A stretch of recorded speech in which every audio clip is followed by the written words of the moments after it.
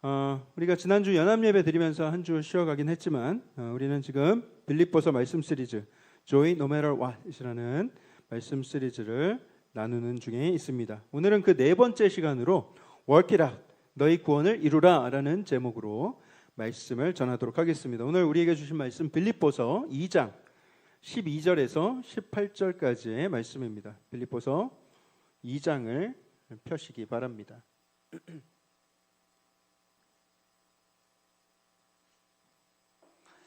오늘 설교 제목 Work It Out, 너희 구원을 이루라. 이 제목이 좀 많은 의문을 자아낼 수 있겠다 생각을 했습니다. 구원을 내가 이루는 것인가? 은혜로 구원받는 거 아니었어? 믿음으로 되는 거 아니었어? 라고 생각을 할 수 있죠. 그래서 이 주제는 사실 기독교 역사상 가장 많은 논쟁과 싸움과 분열을 일으킨 그런 주제라고 할 수도 있습니다. 뭐 거창하게 막 교회사를 언급할 필요도 없고요. 저희 가정에서도 이 부분에 대해서 혼란을 겪은 적이 있습니다. 하루는 제가 교회에서 이런 설교를 했어요. 우리 구원은 100% 하나님의 은혜로 이루어지는 것입니다. 구원에 있어서 우리가 보탤 것은 1도 없습니다. 우리를 향하신 완전하신 계획 가운데 구원이 이루어졌고 그 구원을 이루기 위한 모든 공로는 예수님께서 십자가 위에서 다 감당하셨습니다. 할렐루야. 하면서 명설교죠. 명설교. 아무도 동의를 안 하시는데 굉장히 성경적이고 복음적인 그런 설교였죠. 그것이 진리입니다. 근데 설교 다음 날 저희 아내가 저에게 조심스럽게 말하기를 당신이 너무 은혜만 강조하고 하나님이 다 하셨다고 하고 우리 할 게 없다. 구원에 있어서 우리가 할 게 없다. 이렇게 하니까 좀 불안한 생각이 든다는 거예요. 계속 이렇게 성도들을 이렇게 가르치는 게 맞나? 그런 마음이 든다는 거예요. 우리 성도들이 정말 아무것도 안 해도 된다고 생각하면 어떡하지? 이런 이야기를 하더라고요. 그 말을 들은 제가 마음이 어땠을까요? 설교를 지적하다니.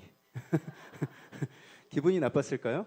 그렇지 않았어요. 오히려 그 반대로 너무 기뻤습니다. 왜냐하면 여보, 맞았어. 바로 그게 내 포인트야.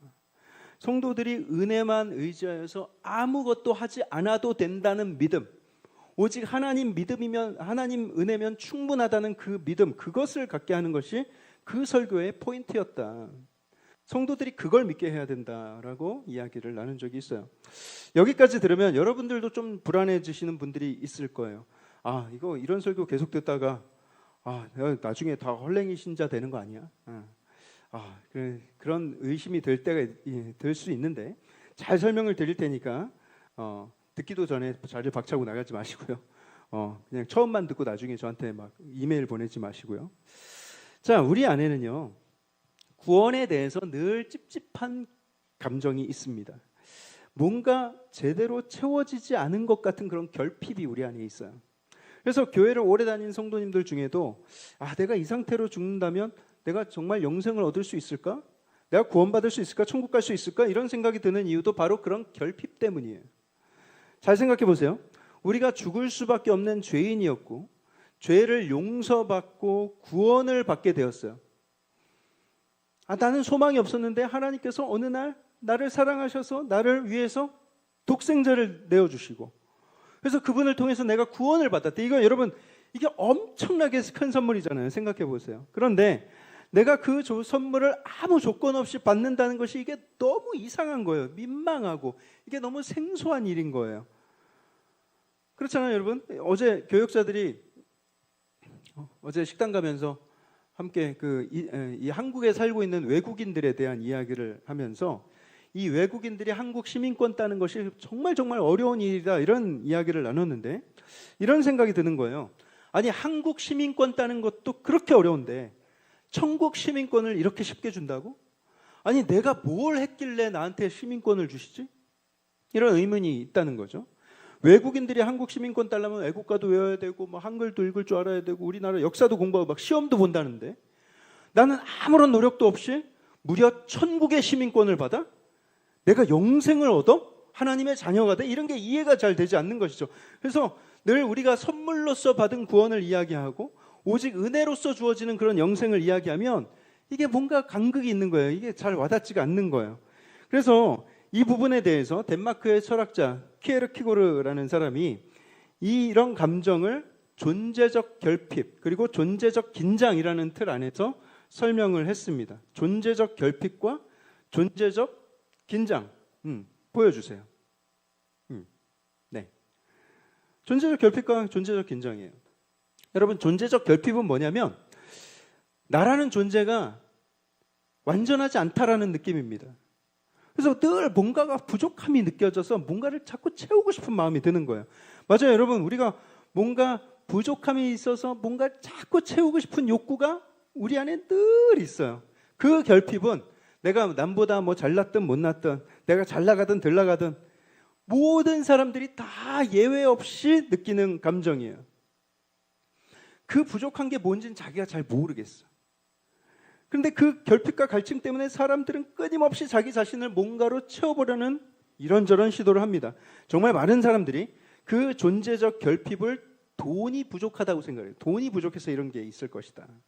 그래서 돈을 많이 벌면 그 갈증과 그 결핍이 해소될 거라고 생각을 하죠. 하지만 돈 많이 번다고 해소되겠습니까? 그렇지 않아요. 뭐 여러분들 많이 안 벌어봐서 모르시나 본데 미리 알려드릴게요. 그것은 마치 뜨거운 사막에서 목마르다고 소금물을 들이키는 거랑 똑같은 거예요. 당장 목이 축여지는 것 같지만 결국은 더 심각한 갈증에 빠지게 되는 것이죠. 돈으로 하다가 안 되면 또 다른 쾌락을 찾습니다. 그것으로 해결 안 되면 더 자극적이고 더 센 걸 찾습니다. 결국 존재적인 결핍은 스스로 아무리 채우려고 해도 해결될 수 없는 인간의 근본적인 문제이다.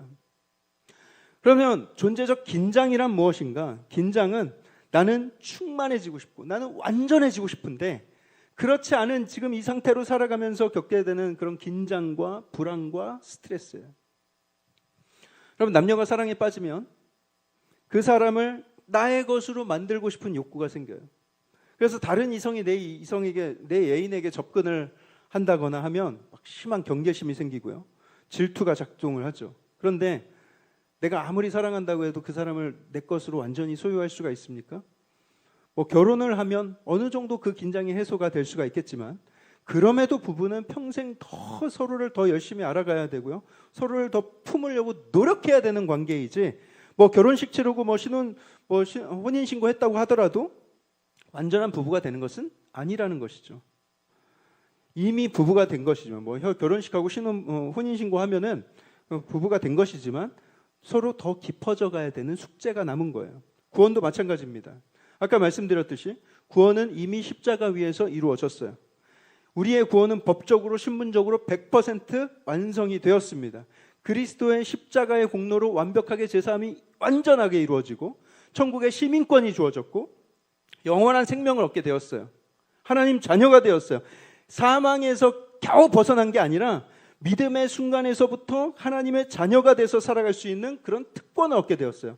그 영원한 기쁨과 그 충만한 은혜 가운데 살면 얼마나 좋아요. 그런데 많은 크리스찬들이 그러지 못합니다. 왜냐?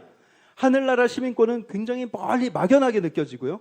이 대한민국 여권과 이 주민등록증은 내 눈앞의 현실이거든요. 그래서 이 땅에서의 삶이 더 분명하게 느껴지는 거예요. 그래서 구원받은 감격도 점점 미지의 세계처럼 되어버리는 것이죠. 이 현실이 급하니까. 그래서 하늘의 것, 영원한 것으로 내 내면을 채우는 법을 다 배우기도 전에 그 감격을 잊어버려요. 그러다 보면 세상 사람들과 똑같이 또다시 돈으로 뭔가를 채우고 싶어지고 쾌락으로 채우고 싶어지는 게 지금 이 성도들의 모습에서도 또다시 나타난다는 거예요. 뭔가 하늘의 변화, 이 영원한 변화를 겪기 전에 이전 모습으로 다시 회귀하는 그런 모습으로 돌아가는 것이죠. 구원이 주어졌지만, 놀라운 선물이 주어졌지만 여전히 또 결핍을 느끼게 되고 또 엉뚱한 것으로 채우려고 하는 그런 모습을 갖고 살아갑니다.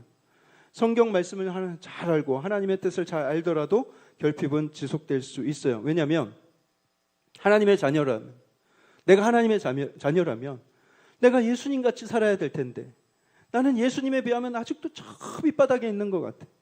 나는 기도도 예수님처럼 열심히 하지 않고 말씀 생활, 예배 생활 늘 부족하게 여겨지고 때때로 죄의 유혹에도 넘어지고 마음으로 내가 짓는 죄를 생각하면 이거 남들이 알면 어쩌나 막 부끄러울 때가 짝이 없고 예수 믿기 전이나 지금이나 인격의 변화가 그렇게 크게 이루어진 것 같지 않은 그런 느낌들.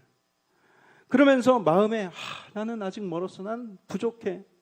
이런 극심한 결핍감이 스물스물 자리를 잡게 되는 거예요. 결핍이 있는 이 현실과 내 영혼이 바라는 저 이상 사이의 그 간극, 그게 존재적 긴장을 가져옵니다. 법적으로, 신분적으로는 하나님의 자녀가 된 것을 알고 있지만 삶에서는 여전히 미완성이기 때문에 이 간극 속에서 우리는 긴장을 느끼고 불안을 느끼게 된다. 그런데 여러분, 이 긴장은요, 우리가 불편을 느끼게 하긴 하지만 우리를 주님 곁으로 가까이 나아가게 만드는 하나님의 선물이기도 합니다. 오직 하나님의 은혜로 구원을 받았으니까 이제 나는 아무것도 안 해도 된다. 아닙니다. 그건 성경이 말하는 그림이 아니에요.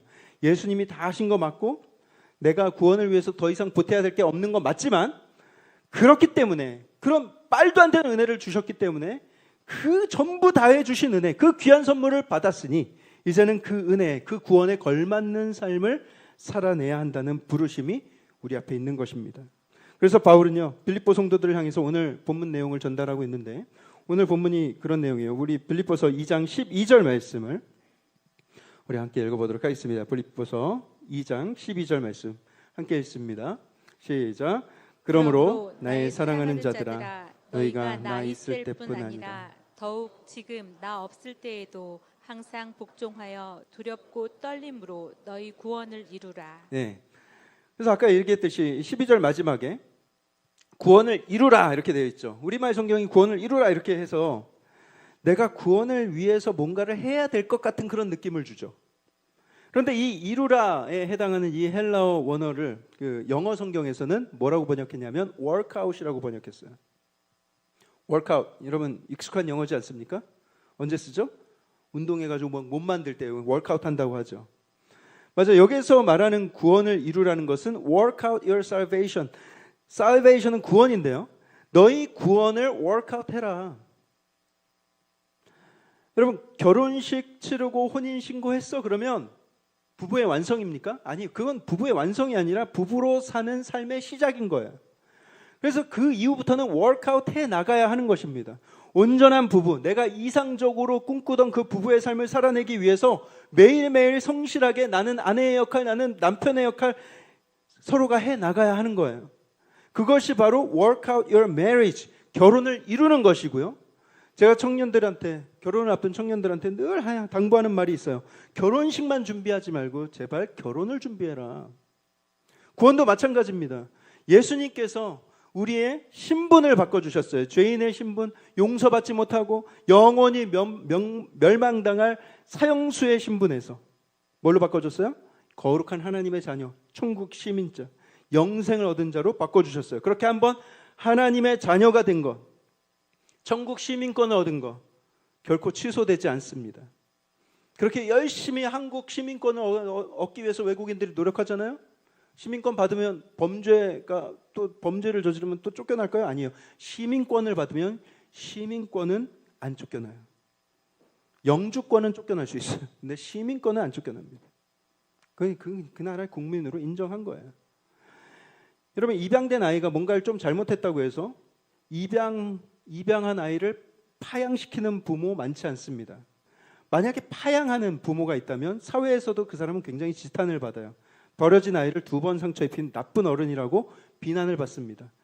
파양은 그렇게 사람도 안 하는 짓인데 우리 하나님께서 그 파양을 하시겠는가? 그럴 리 없죠. 그리고 하나님은 우리를 자녀 삼기 위해서 오랫동안 영원 전부터 우리를 계획하셨을 뿐만 아니라, 우리 구원을 계획하셨을 뿐만 아니라 우리를 자녀 삼기 위해서 어마어마한 값을 치르셨어요. 무려 예수님의 피값으로, 자기 아들의 목숨값으로 우리를 구원하시고 우리를 하나님의 자녀 삼아 주신 거예요. 우리를 입양하신 거예요.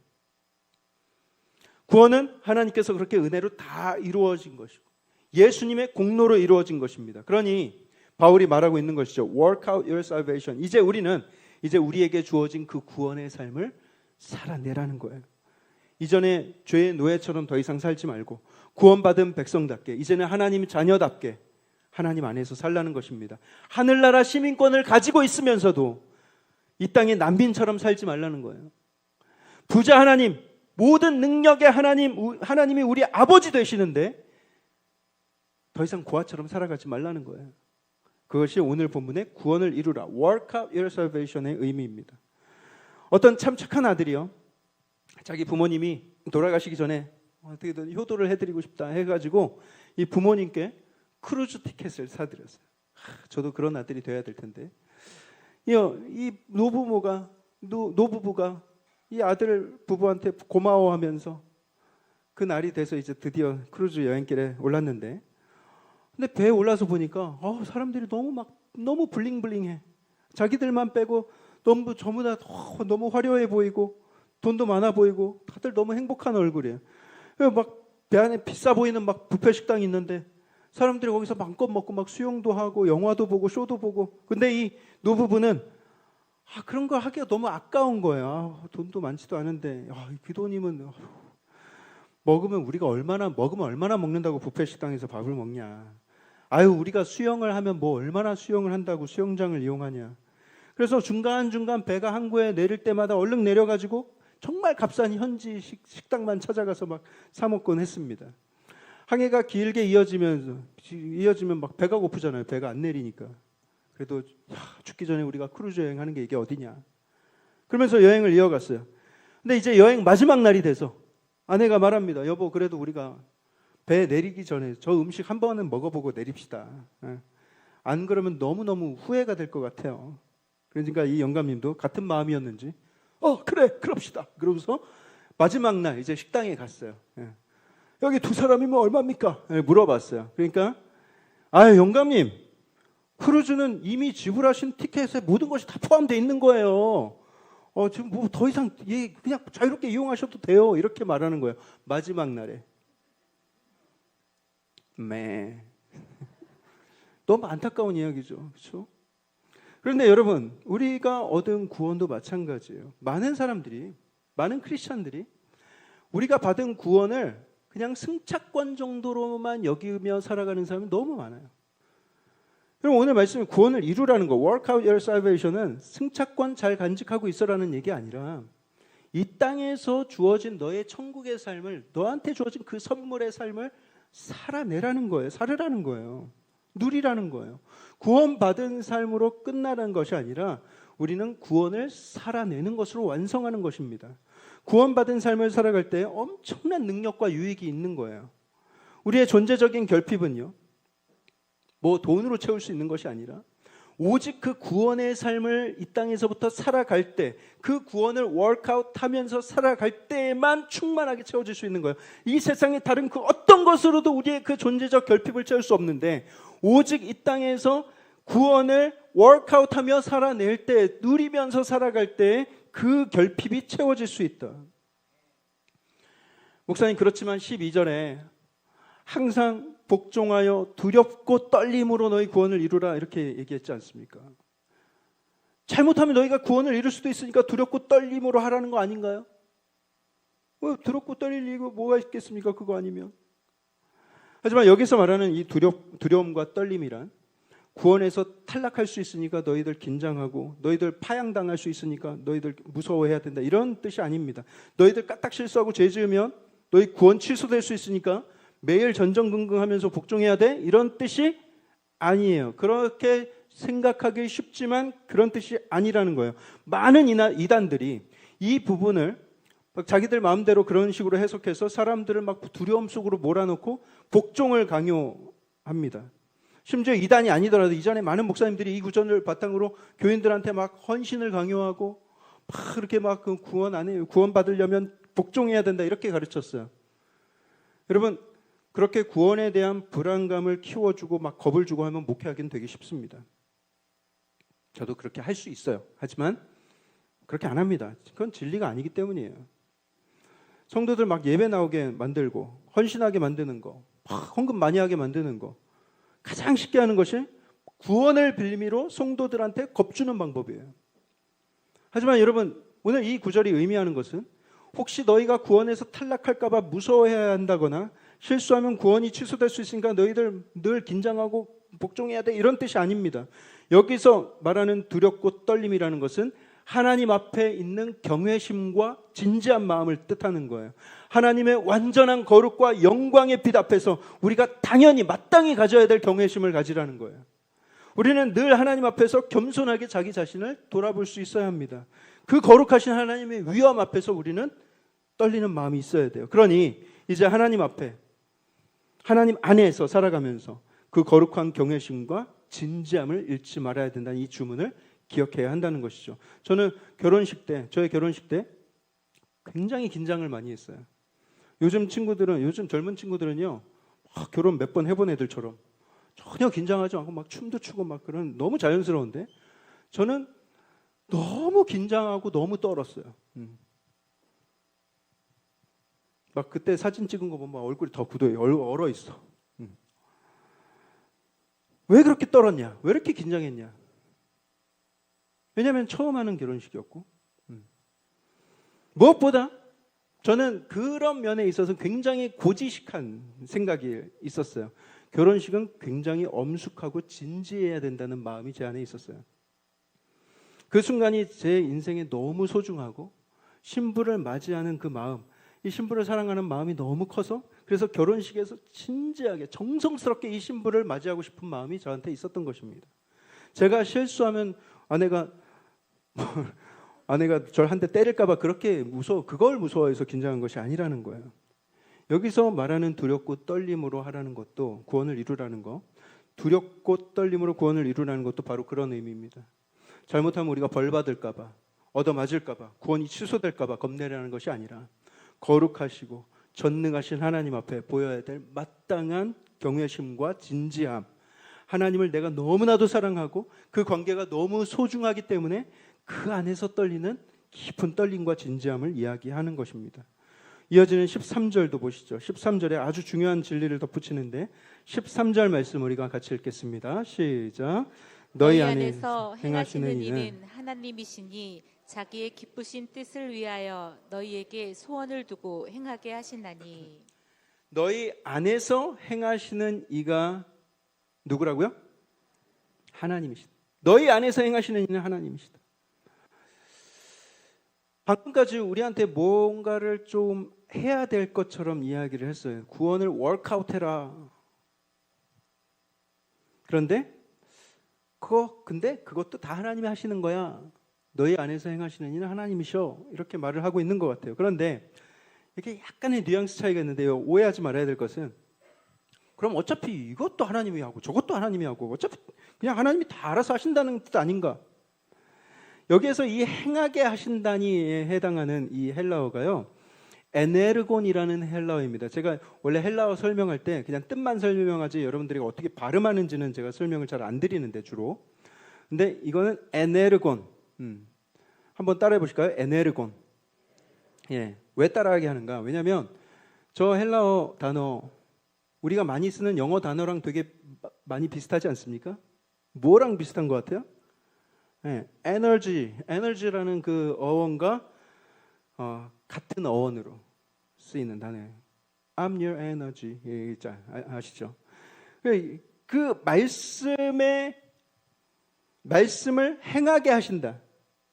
하나님이 구원을 이룰 수 있도록, 구원을 워크아웃 할 수 있도록 하나님께서 뭐 하신다는 거예요? 에너지를 주신다는 거예요. 에너지를 공급하신다. 능력 주신다. 내 힘으로 하라는 것 같았는데 아니에요. 그마저도 하나님께서 감당할 수 있는 힘을 하나님께서 주신다는 거예요. 내가 막 뭔가를 내 안에서 짜내서 하라는 것도 아니에요. 하나님의 에너지를 공급하실 테니까 너 work out your salvation. 너의 구원을 work out 해라. 또한 하기 싫은데 억지로 하게 만드는 것도 아닙니다. 잘 보세요. 다시 한번 보여주세요. 자기의 기쁘신 뜻을 위하여, 자기의 기쁘신 뜻을 위하여 너희에게 소원을 두고 행하게 하신다. 여기 행하게 하신다 또 에네르곤이에요. 소원을 두고 행하게 하신다. 우리의 마음에 소원을 주시면서 에너지를 공급해 주신다. 그렇게 하고 싶게 만들어 주신다는 거예요. 소원을 주신다는 거예요. 여러분, 공부하기 싫은 아이들 공부해라 강요한다고 공부합니까? 무섭게 겁주면 잠깐은 하는 신용을 하는데, 그렇게 하는 것은 뭐 시키는 자나 하는 자나 둘 다 괴로울 뿐이죠. 예, 저도 요즘에 많이 괴로워봐서 알아요. 예. 진짜 공부다운 공부를 하는 건 언제입니까? 마음에 소원이 생겼을 때, 진짜 이루고 싶은 꿈이 생기고 하고 싶은 일이 생겼을 때, 그럼 그 분야에서 연구하고 공부하고 배우는 것을 즐거워하는 거예요. 하고 싶어지는 거예요. 우리 아이들한테 공부하라 잔소리 하면은 그게 잔소리가 될 테지만 꿈을 가질 수 있도록 도와주고 뭔가를 소원할 수 있도록 소원을 심어주면서 기도를 해줘야 되는 거예요. 하나님도 우리한테 억지로 뭔가를 막 하게 하는 거예요. 너희 예배 드려야 돼. 너희 헌금해야 돼. 너희 봉사해야 돼. 그래야 너희들 천국가 이게 아니라 너희들한테 이미 이루어진 구원 안에서 너에게 소원을 주시고 에너지를 주신다. 구원의 삶에 대한 소원을 주시고 이 땅에서 그 구원을 이루면서 살 수 있도록 능력을 주시고 우리가 막 있는 능력 없는 능력 어떻게든 해내라 이게 아니라는 것이죠. 하나님은 우리에게 거룩한 것을 마음에 사모하게 하시면서 천국 백성으로서의 삶을 감당할 수 있는 능력 주시는 하나님이심을 믿으시기 바랍니다. 십자가 위에서 나를 위해서 죽으시고 나의 신분을 바꿔주시고 영생 주신 것도 무한 감사한데 나에게 늘 에너지를 공급하시고 소원을 주시고 동행해 주신다. 이게 얼마나 감격스러운 일인가 말이죠. 자, 이제 남은 부분에서 구원을 이루는 삶이 어떻게 구체적으로 드러나는지를 보겠습니다. 14절 말씀 우리 함께 같이 읽겠습니다. 14절 시작. 모든 일을 원망과 시비가 없이 하라. 바울은 구원을 이루기 위해서 무엇을 해야 된다 이렇게 말하기보다는 먼저 어떻게 해야 되는지를 말하고 있습니다. 어떻게 하래요? 모든 일을 원망과 시비가 없이 하라. 구원을 이루는 삶은 뭔가를 많이 해내야 되는 삶이 아니라 무엇을 하든지 그리스도의 마음으로 하는 삶이다라는 것을 설명하고 있어요. 우리가 사는 이 세상은 원망과 불평으로 가득한 세상입니다. 회사에서, 가정에서, 심지어 교회 안에서도 쉽게 원망을 입에 올리고 있어요. 교회에서 일하시면서 원망 많이 하시는 분들 잘 들으세요. 네.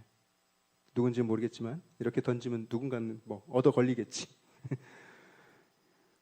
뜨끔한 사람이 있을 줄 압니다. 작은 말 한마디, 표정 하나가 사람들의 마음을 다치게 하고 그게 쌓이면 원망이 되고 의견 차이가 시비로 번집니다. 그것이 과연 하나님이 기뻐하시는 일이겠는가? 잘 생각해 보세요. 이 세상은 원망과 시비가 가득한 세상이지만 하나님 나라는 그 반대입니다. 하나님의 자녀는 원망 대신 감사가 넘치고 시비 대신 은혜로 말합니다. 믿는 자들이 세상과 구별되는 힘은요, 원망과 시비가 없는 자세에서 나온다는 거예요. 교회에서는 뭐 당연한 것이고 회사에서도, 사업장에서도, 여러분들의 학교에서도, 가정에서도 원망과 불평을 꼭 한번 눌러서 참아보세요. 사람들은 다 원망을 표출해야 되는 그런 상황이라 할지라도, 다 짜증날 만한 그런 상황이라 할지라도 꼭 참고 인내하면서 온유함과 겸손으로 서로를 한번 대해보세요. 부정적인 생각을 자꾸만 긍정적으로 바꾸고 긍정적인 말을 한번 선포해 보세요. 반드시 여러분들이 선한 마음을 품은 그대로, 그리고 여러분들의 입술에서 긍정적인 말이 나온 그대로 될 줄 믿습니다. 얼마 전에 교회 차량에 윈도우가 작동이 안 돼서 제가 직접 수리센터에 몰고 갔는데 이 부위는 이 스위치 부분, 이게 그 전선 꼽는 부분이 이 수리가 불가능하고 거기가 다 이렇게 물이 들어가가지고 막 부식이 됐더라고요. 수리가 불가능하고 교체를 해야 되는데 이 앞에 것들 다 뜯어내야 돼서 교체 비용이 한 130만 원이 든다는 소리를 들었어요. 그래서 제가 뭘 잘못해서 이 일이 벌어진 게 아니라 거기에 물이 들어가면 안 되는 자리에 물이 들어가서 고장이 났으니까 사실 엄밀히 따지면 이거는 첫째 결함이죠. 결함이죠. 이건 불량이고.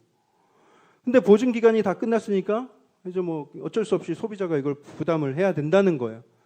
제 안에서 그 얘기를 듣는데 제 안에 깊은 빡침이 죄송합니다. 고운 말을 써야죠. 이빠이 야마가 도는 거예요. 마음 같아서는 이 소비자를 대하는 이 불리한, 이 불합리한 이 태도와 이 부조리함, 이거 내가 요목조목 따져가지고 다 일일이 다 짚어주고 따지고 싶었지만 꼭 참았어요. 선생님 정말 그 방법밖에 없겠습니까? 어떻게 좀 안 될까요? 공손하게 타이르니까 자기도 미안했는지 그러면 자기가 한번 다른 방법으로 한번 이거는 내가 시도를 해보진 않았는데 다른 방법으로 한번 해보겠다는 거예요. 보장은 할 수 없지만 한번 해볼 테니까 좀 앉아서 기다리시죠. 얼마나 걸리냐니까 한 2-5시간 걸린대요. 130만 원이 걸렸는데 2-5시간 기다려야지. 그래서 기다리면서 책을 보고 있는데 노안 때문인지 막 눈이 시리고 잠이 와요. 예. 그래서 카페인이 부족한가? 그래서 카페 가서 시원한 아메리카노 하나를 주문하면서 하나를 더 주문했어요. 그리고 일하시는 분께 들고 가가지고 더운데 드시면서 하십시오 하고서 시크하게 오다 주었어라는 그런 느낌으로 쓱 건네드렸어요. 이거 드시면서 저 좀 잘 봐주세요. 이러면 좀 지금 볼품 없잖아요. 예, 없어 보이잖아요.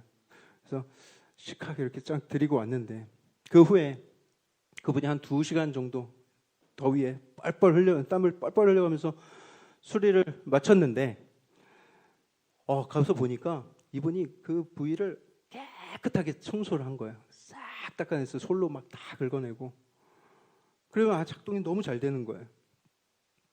저는 그래서 2시간 수리하신 그 공임은 내가 지불을 해야 되겠거니 했는데 그분이 직접 프론트에 가시더니만 이 손님 차량은 이거 완전히 수리가 된 게 아니고 뭐 이렇게 나중에 또 문제가 생길 수 있는 그런 가능성이 있으니 이분 돈은 받지 말라 이렇게 프론트에 전달을 하더라고요.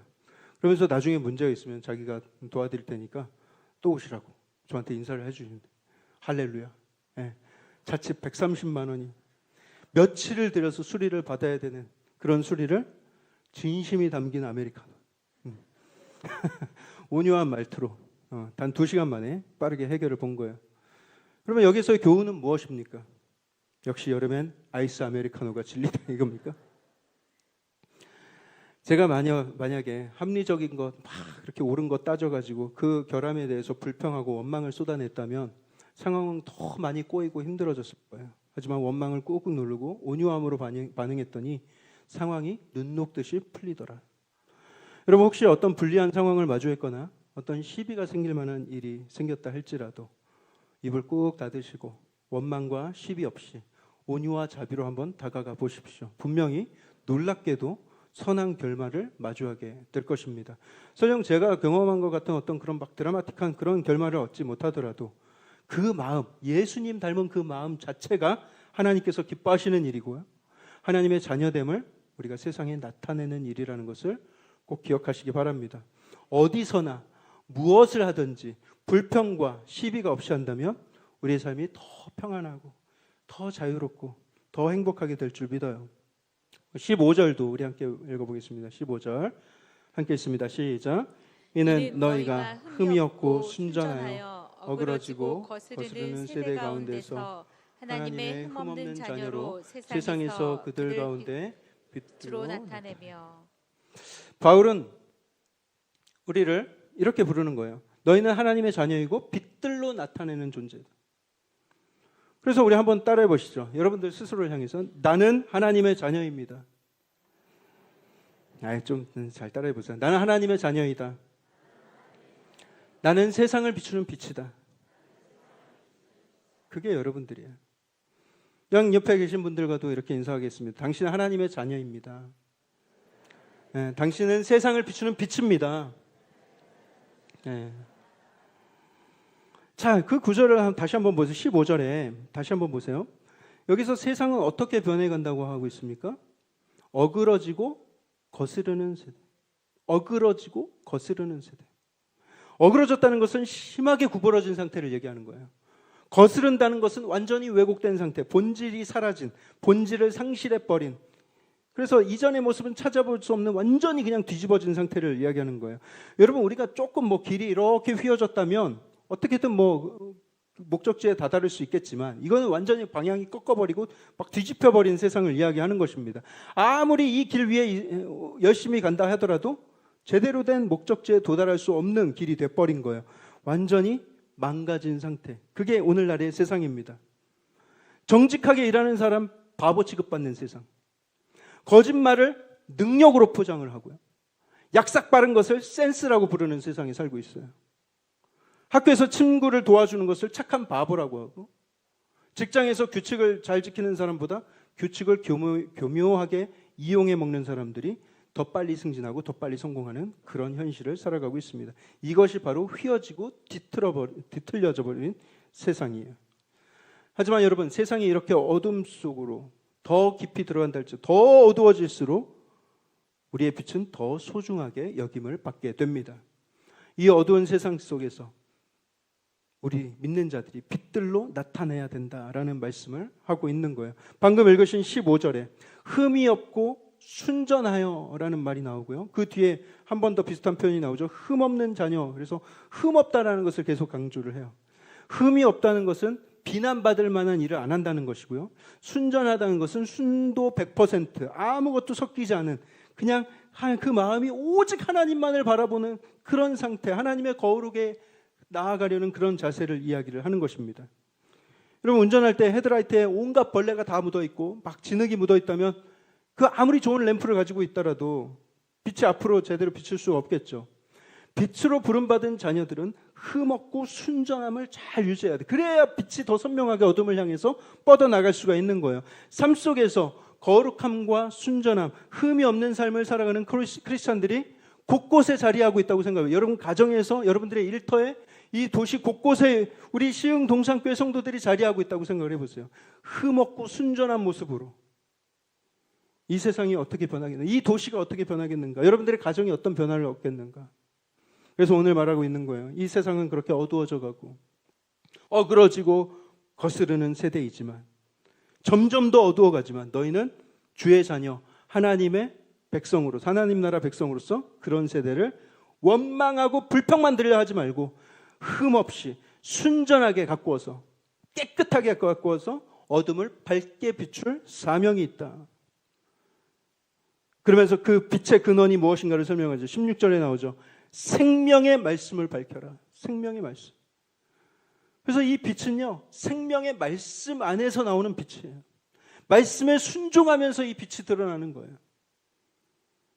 그러니 여러분, 오늘 이 구원을 이루라, work out your salvation, 이것은요 우리에게 막 더 무거운 짐을 주고 우리에게 두려움을 안기려는 그런 명령이 아니라 이 구원이라는 이 선물, 이미 주어진 이 천국, 이것을 누리면서 살아가라는 은혜의 초대입니다. 존재적 결핍이 있는 우리, 존재적 긴장 가운데 늘 괴로워하는 우리 힘으로는 절대로 이 결핍을 해결할 수 없는, 그런데 오직 이 땅에서 이 구원을 이루어가면서 워크아웃 해가면서 누리는 그 기쁨, 그 충만함, 그 자유, 그것을 누리라는 거야. 구원은 그냥 단순히 승차권이 아니라는 거예요. 표 한 장 들고 그냥 선실에 갇혀있는 그런 모습이 아니라 가판에 올라가서 바다의 공기를 마시고 배 안에 풍성한 것들을 다 누리고 목적지를 향해서 나아가는 그 자유로운 삶, 하늘 시민권자로서 여러분 당당하게 살아야죠. 이 땅에서 고아처럼 살 이유가 없습니다. 원망과 시비 대신 감사와 은혜로 흠없고 순전한 하나님의 자녀로 깨끗하게 세상에 빛을 비추며 살아가는, 이 세상은 점점 어두워갈지라도 빛은 오히려 더 선명하게 빛나게 되는 우리가 바로 그 빛이라는 거예요. 나는 하나님의 자녀다. 나는 세상을 비추는 빛이다. 이 고백이 여러분들의 가정을, 여러분들의 일터를 바꾸게 할 것입니다. 이 고백이 여러분들의 월요일을 달라지게 할 거예요. 내 능력도 아닙니다. 내 힘도 아닙니다. 오늘도 하나님 주시는 에너지를 공급받아서 이 구원을 살아내는 저와 여러분들, 구원은 받은 것으로 끝나지 않고 살아낼 때 완성된다는 것을 꼭 기억하시고 이 기쁨 가운데 걸어가시는 저와 여러분들 되기를 주님의 이름으로 축복합니다.